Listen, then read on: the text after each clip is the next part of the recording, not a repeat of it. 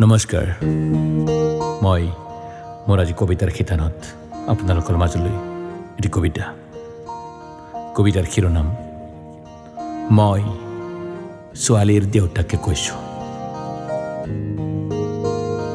পদূলিৰ জপনাখন খুলি পথৰ দাঁতিতে ৰৈ আছিলো মই। অতিৰিক্ত চৰকাৰী কামৰ বোজাৰ বাবে ছোৱালীজনীয়ে ফোনতে কৈছিল তাইৰ হেনো আজি কিছু পলম হ'ব। মই ছোৱালীৰ দেউতাকে কৈছো। চহৰৰ পৰা 10 মাইল দূৰত তাইৰ কৰ্মসংস্থান। লুংলুঙীয়া পথটোত খাৰঠি বুলিবলৈ দিনৰ ভাগত কেইখনমান ই ৰিক্সা, সন্ধিয়া জনশূন্য এটি পথ। ভয় আৰু সংশয়ত হেৰাই পেলাইছিলো নিজকে কিছু পৰ।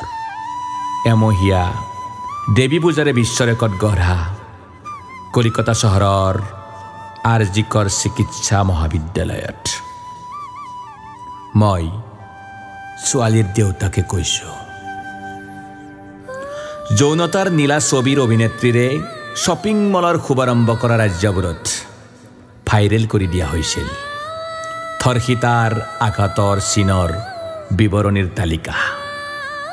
কাৰ অনুমতিত দেশত জাহিৰ কৰি দিয়া হ'ল 150 মিলিলিটাৰ শুক্ৰাণুৰ অৱস্থিতিৰ খবৰ।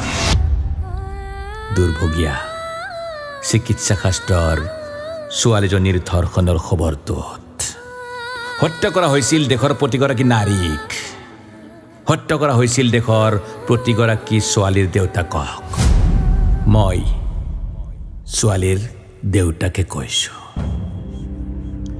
দেশ প্ৰধানৰ মুখত বাজে বেটি বাচাও বেটি পঢ়াও ধ্বনি।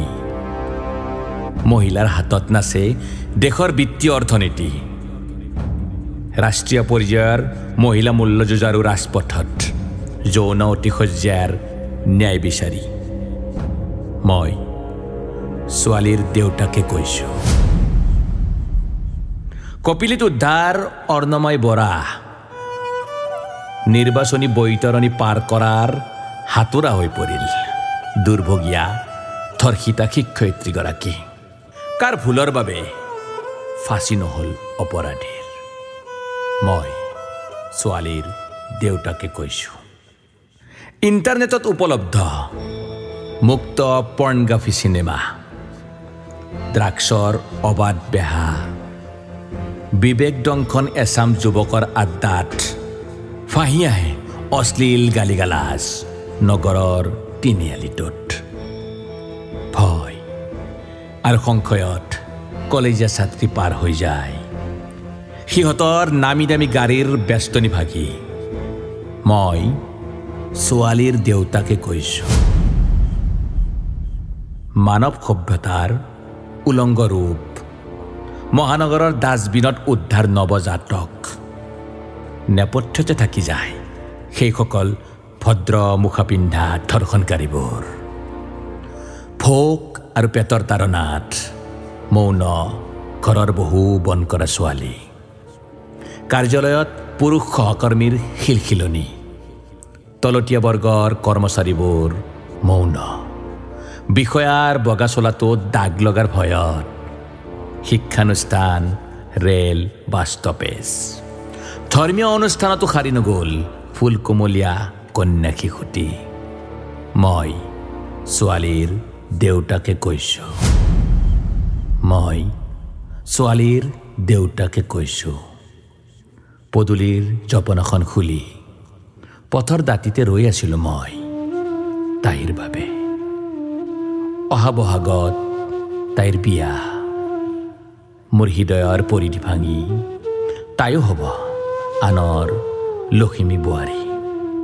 আকৌ ভয় আৰু সংশয়ত হেৰাই পেলাইছিলো নিজকে।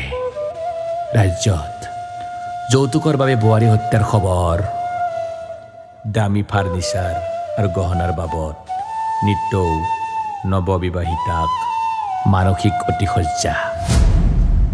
কন্যা সন্তান জন্ম দিয়াৰ অপৰাধত চিলিং ফেনত বোৱাৰীৰ মৃতদেহ। মই ছোৱালীৰ দেউতাকে কৈছো